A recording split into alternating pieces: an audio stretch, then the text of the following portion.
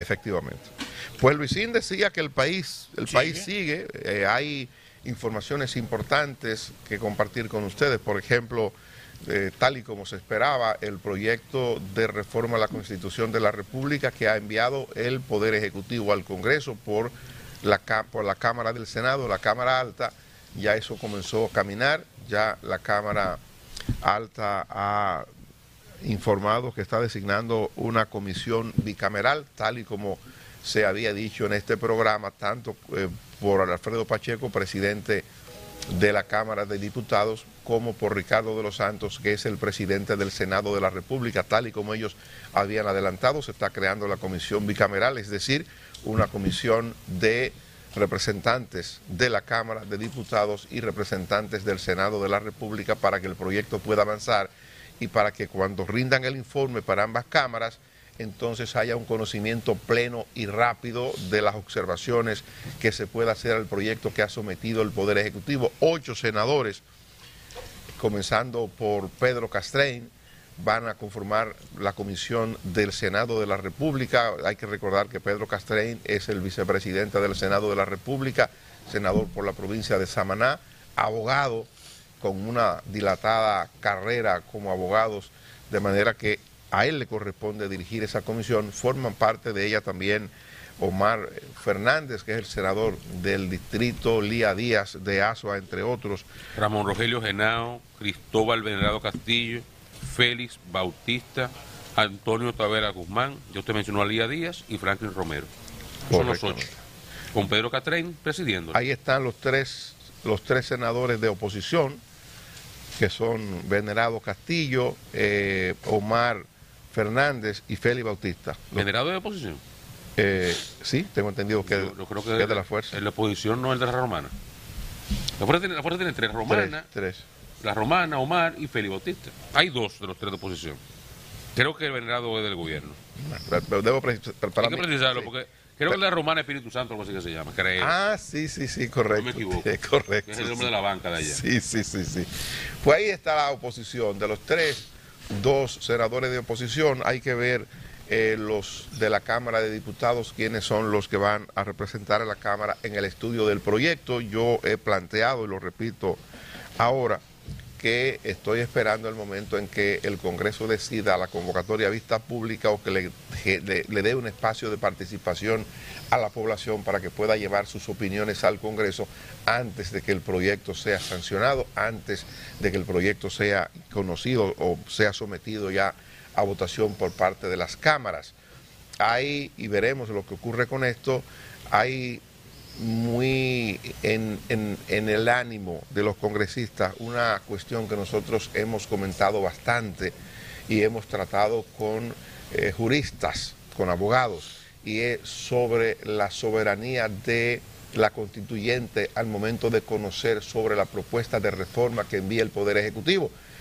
Por ejemplo, me consta que el señor Ricardo de los Santos, porque así lo expresó en el programa, presidente del Senado de la República, es de la idea de que los constituyentes, los legisladores no pueden apartarse de los puntos que se han sometido para modificación de la Constitución, que cualquier diferencia, cualquier aporte, cualquier mejoría, cualquier opinión en favor o en contra sobre la propuesta debe versar o debe tratar o debe acogerse o circunscribirse solo a los puntos objeto de la modificación que plantea el Poder Ejecutivo y que han motivado la convocatoria.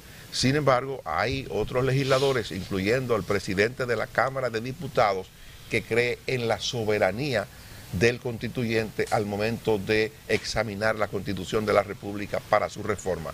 En el tiempo veremos qué es finalmente lo que ocurre en la discusión del proyecto. Eso que tú señalas es la tradición que se ha establecido aquí, que la Asamblea Soberana, de como sea Pacheco, yo difiero de eso, yo coincido con el presidente del Senado, hasta por un tema de lógica elemental, para que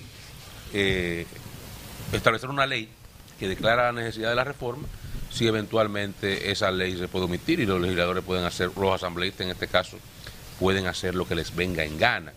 Ellos pueden, como decía, para mí, el presidente del Senado, que es quien dirigirá los trabajos de la Asamblea,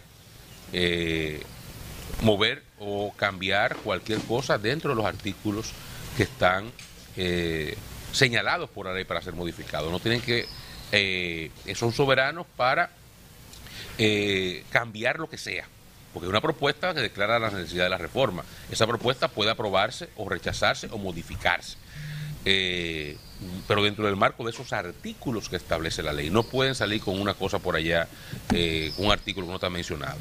Yo soy de esa idea, pero es un debate que reconozco que está abierto y que hay una tradición en República Dominicana que se circunscribe más a lo que planteaba Dani, que establecía Pacheco, y es que la Asamblea Soberana pase lo que le dé la gana cuando se junte. Yo difiero de eso. De todas formas, hoy se va a producir, en cuanto a la reforma constitucional, un acontecimiento importante que nos revelaba en el día de ayer Alfredo Pacheco, que estuvo en el programa. Y es que en la tarde de hoy el presidente de la República encabezará en la sede del Partido Revolucionario Moderno una reunión con todos los legisladores de ese partido. La idea que tienen, y nos revelaba Pacheco, es que comience ese proceso de discusión interna, cuestión de que el Partido Revolucionario Moderno, que tiene todos los votos necesarios para hacer los cambios que entienda en la Constitución o en lo que sea de las leyes, porque tienen el Congreso muy favorablemente a su favor, salga unificada la posición. O sea, que todo lo que los PRMistas quieran discutir o cambiar o agregar o proponer, lo hagan dentro del partido. Y que cuando salgan de esas reuniones, o esa reunión, que seguro hay una hoy, pero se supone que eso se extenderá, y se llegue a un consenso interno, esa sea la posición unitaria de los legisladores de ese partido en el Congreso, o particularmente en la Asamblea, cuando opere como Asamblea Revisora de la Constitución. Esas discusiones comienzan hoy. Por ejemplo, un tema que sin duda será de álgidas discusiones es la reducción de los diputados, porque y recuerdo, ustedes tuvieron una discusión interesante hace unos días, yo no participé en el aire, en el cual ustedes planteaban que va a pasar, pero van a aprobar los diputados, se van a clavar el cuchillo yo mismo. ¿Y cómo es esto? Bueno, Pacheco ya comenzaba a hablar ayer de que hay que discutir cuál es el número, cómo se haría. El número que más gusta. El número que más gusta es 175. 175. Pero también, ¿cuándo se va a llegar a ese número? Que tal vez no sea de golpe y porrazo, que sea algo paulatino, escalado. Ok, se bajan 10 elecciones, tal vez 10 la que viene, y así llegar a un punto. Pero ahí vienen y comienzan hoy esas negociaciones. Por ejemplo, otro aspecto que sorprendió y que traerá debate es el caso del Procurador General de la República y por cuántos años es inamovible. Se habló de 4, pero el proyecto llegó con 2. Bueno, hay quienes quieren 4. En el mismo Congreso, en el mismo partido, ¿entienden? Bueno, pero si vamos a hablar de inamovilidad y vamos a hablar de independencia, debe ser 4 años, 2 años no es nada. Eso no garantiza ninguna independencia. Entonces, ahí hay debates interesantes. Y hay un punto, ojo, que está sobre la mesa y que se ha hablado poco y que hay que tener pendiente. Entre los artículos que están convocados a ser revisados por un tema de la reunificación de las elecciones, está el 209, creo que es el que convoca, el que define cómo se convocan las asambleas electorales, y en uno de sus párrafos, ese es el artículo que establece el 50+1 para las elecciones presidenciales, que si no se alcanza el 50+1, entonces se va a una segunda vuelta 45 días después.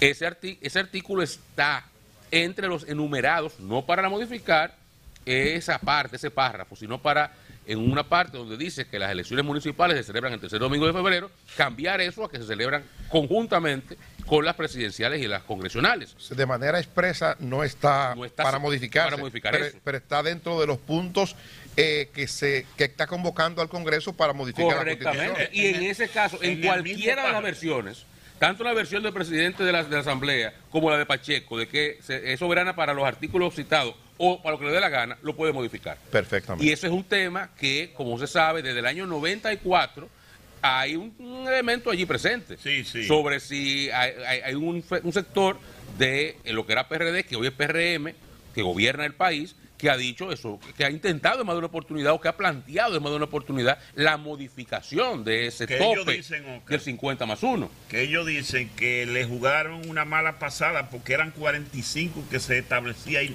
originalmente. Lo dicen ellos, no, lo dijo Balaguer. Sí. Balaguer dijo que él y Peña Gómez se iban a juntar, después que se juramentó el 16 de agosto del 94, que se iban a reunir para para arreglar eso, porque eso no fue lo que se pactó y nunca se arregló.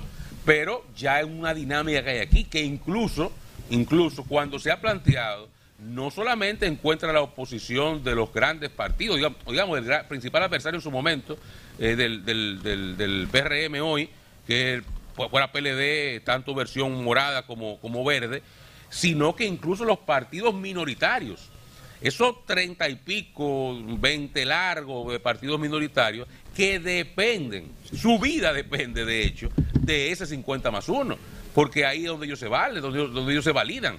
Posiblemente, si fuera 45% para ganar en primera vuelta, ninguno de esos partidos pequeños fueran importantes para formar esas grandes coaliciones que han ganado las elecciones desde hace 20 años hacia aquí. Y esos partidos que yo le llamo partidos de gobierno siempre han estado ahí. Entonces hay una resistencia de prácticamente todo el espectro político a que eso se modifique, pero hay gente que dentro del PRM tiene eso en agenda, o pudiera tenerlo en agenda. Entonces eso será también un punto a observar que pudiera discutirse en el marco de este proceso que ya ha iniciado de reforma constitucional. Óscar, entonces casi es imposible no tocar ese párrafo. No, es perfectamente no posible tocarlo, porque la propuesta que envía el Ejecutivo es muy puntual y se refiere a la reunificación electoral. Ahora está citado el artículo, y dentro de esas posibilidades de que los asambleístas son soberanos, sí, puedo decir, pero espérate, vamos también a cambiar esto, y en vez de 50+1 poner vamos a rebajarlo. Y pueden hacerlo perfectamente bien. Sí. Bajo cualquier interpretación. Que ya hubo un senador que dijo que él va a tratar de modificar alguna cosa que no están en la propuesta del presidente, que fue Cholitín, el senador de Higüey. Bueno, vamos a esperar que esto corra un poco. Claro. Y con el tema en el Congreso, como en efecto lo está, y estando apoderada ya una comisión bicameral, ya veremos el curso que esto tome. La proyección que se está haciendo es de que pudiéramos tener la Constitución de la República reformada en un periodo de 45 días. Me luce que es un tiempo relativamente corto, pero nadie duda de que el gobierno, el partido oficial, tiene mayoría en ambas cámaras y que esto le facilita las cosas, quizás por un asunto de delicadeza, por un asunto de tacto, el partido oficial dé el tiempo y tenga que dar el tiempo para que distintos sectores del país se manifiesten, opinen, sugieran, tratándose de la modificación a la Constitución de la República. Eso luce lógico y pienso que a partir de ahí pudiera abrirse el espacio para que esto ocurra, pero en realidad el partido de gobierno tiene mayoría como para hacer que esto pase en un tiempo récord.